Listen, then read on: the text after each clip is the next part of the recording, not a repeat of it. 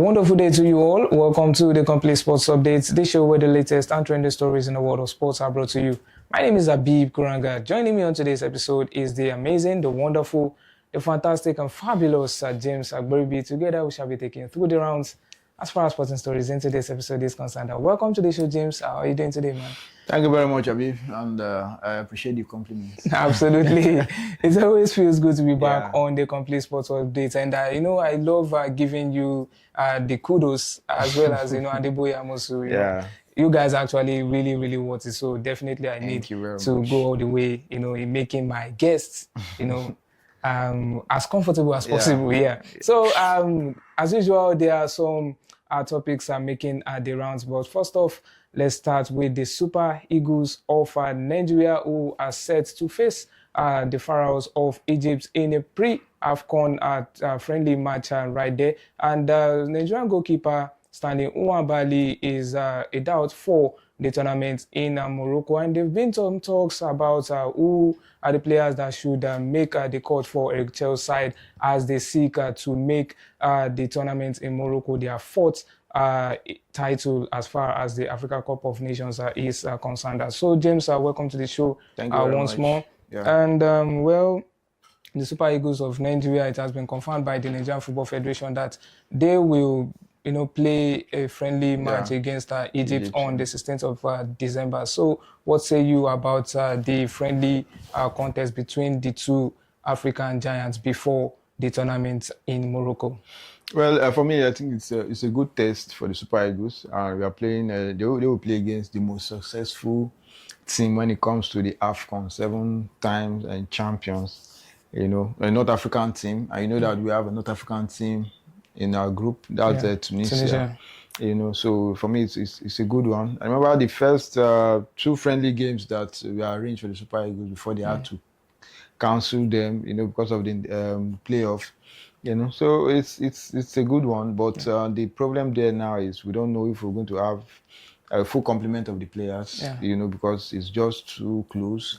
Don't think FIFA came out to say that the clubs can release players on the 15th. On the 15th, and the game is on the 16th. So I don't think it's going to be possible for us to have the main players who make the final cut for the AFCON. So I don't think we're going to have them. But I think this is an opportunity for the coach to, if it's possible to get some of those fringe players, if you know that this guy's going to make the squad, just try and get those guys, or even take some home-based players from Nigeria to play the game. This is a friendly game. I know that it's a test game for the AFCON, but I think the reality are setting. You know that you're not going to have a full complement of the players. So it's an opportunity for you now to try out home-based players and some of those fringe guys that we take for the AFCON. So for me, it's a good preparation.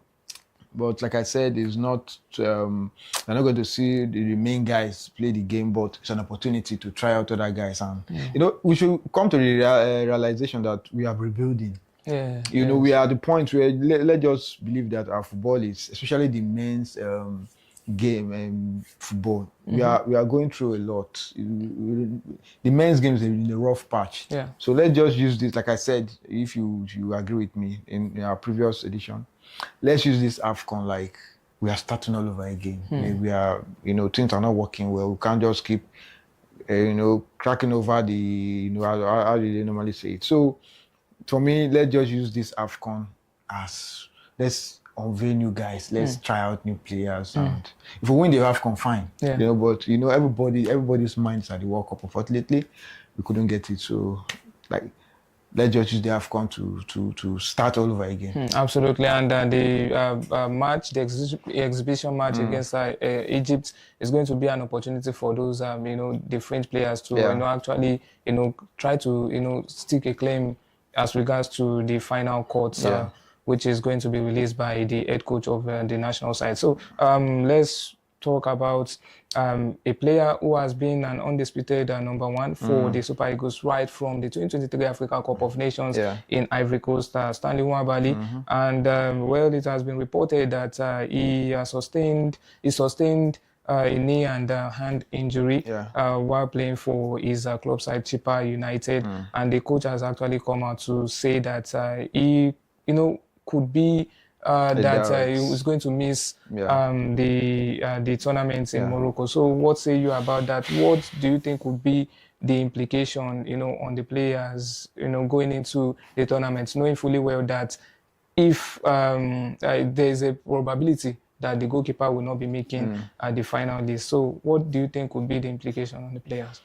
Well, I don't think it's going to have any much implication because, if you agree with me, even the Nwabali has been under the radar, has been under serious criticism. Some of his antics. A lot of Nigerians have not found it funny. They've been like, oh, you should be replaced and what have you.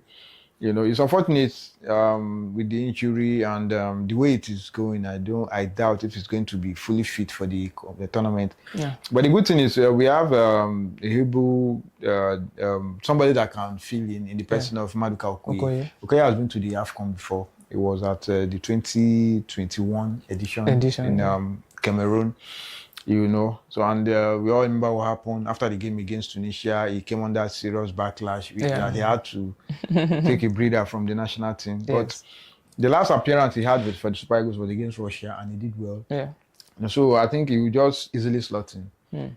So for me, I don't think that area should be much of a concern. I think he is much of a level-headed goalkeeper compared to Nwabali, who is like hot-headed. More like polar opposites. You don't know what will happen with Nwabali. You don't know the kind of stunt he's going to pull. So I think this is an opportunity now for Okoye that if Nwabali ends up not making the final cut, I think it's an opportunity for Okoye now to stake a claim to the number one position. This is something he has held on to before. For what happened in Cameroon. So to me, I think this is an opportunity for him to wrestle back his number one position. And if he does well and the team maybe goes on to win the AFCON and he plays a key role, I'm telling you, a lot of people are going to forget about Nwabali. Absolutely. So talking about opportunity now, who are the players? Because it has actually been the main topic when the 55-man professional list was released. Yeah. So who are the players do you think deserve the opportunity to represent Nigeria in the 2025 Africa Cup of Nations in Morocco?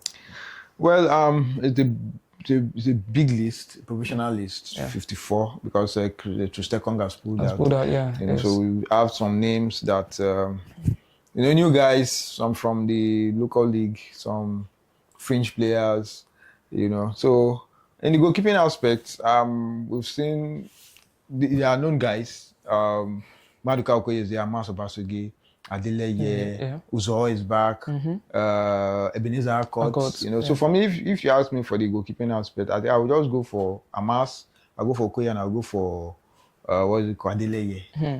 These people have been they've been part of the team. No, Francis Uzo. I think Uzo, a lot of people won't agree with me that Uzo has no place again in Super Eagles because I don't know his performance in his club. So ever since what he did against Ghana, I think that has really affected him in the national team. So there are so many couple of guys that we can, give the opportunity. Somebody like this guy in Pisa, Akisomiru, the Ebenezer guy.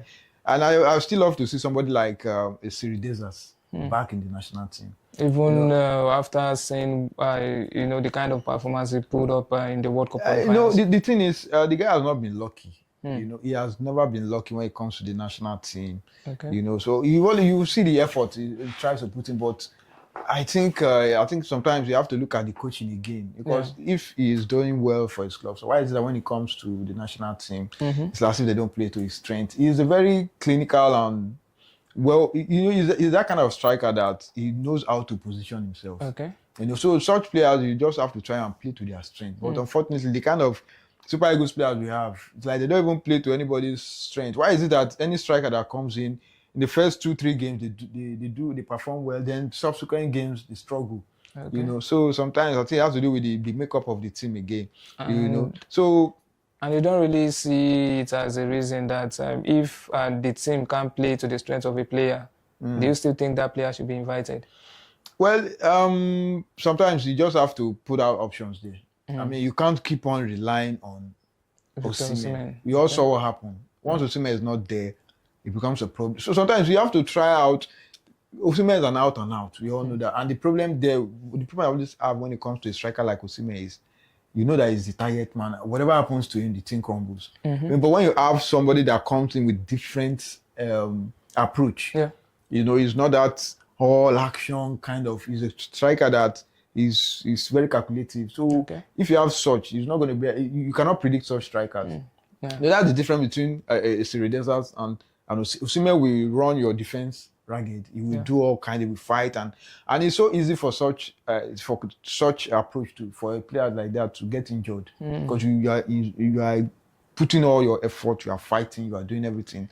All they need to do is just give you 1 or 2 tackles and you're off. But a player like Desas, you cannot really pin him down. He knows he plays as if he occupies space. He tries to take advantage of loopholes, and that's the kind of. So if you have such striker and you have quality players, they will play to his strength and it will work out. You know. So for me, I'd love to see somebody like Ejuke, love to see Akor, love to see Desas, love to see that the midfield area. Because that's one area that we are really lacking. Absolutely. We don't have. Let's just forget about we don't have quality midfielders. We've seen enough of Wobi, we've seen enough of Ndidi and Frank Onyeka. You know, I think Onyedika has not really been given that much opportunity to bed into the team. We keep seeing the same guys, the Wobi, the Ndidi, and we've seen what they can offer. So why not try other players? Let's see. Try out new players. And I mentioned earlier, let's use this AFCON as an opportunity to get new players. Let's target 2030. Let's just feel that okay, we are starting afresh. You know, we've missed out on the World Cup. I remember what happened in 1990 when we missed out in the 1990 World Cup. The AFCON in Algiers, the likes of the late Stephen Keshi, the likes late Peter Rufai, Timesin, Samson, Siasa, they didn't go for the AFCON. Clemens Westhoff went to the AFCON with 80% home-based players, and they got to the final.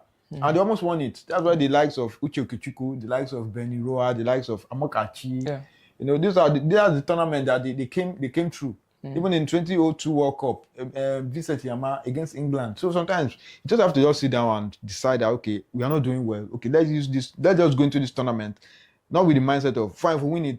For me, it's going to be a bonus. But let's try out new players. Let's give a lot of people opportunity. From there, we start to build young players now. You know, so I believe that if they do that, the team is going to be kind of reborn, and we'll take it up from there. Absolutely, you can hear those strong and interesting and wonderful words from James Agrebi, and we do hope that the coach of the national side, Eric Chell, will actually do the needful and ensure that the players that will be making the final cut will be the ones that will try as much as possible to go all the way in Morocco. So thank you very much, James, for the wonderful and insightful analysis as always. Thank you very much, Abib. Yes, viewers, this is where we're wrapping things up as far as proceedings in today's episode is concerned. Do take care of yourselves and enjoy the rest of your day. Don't forget to like, share, subscribe, as well as comment as far as this episode is concerned.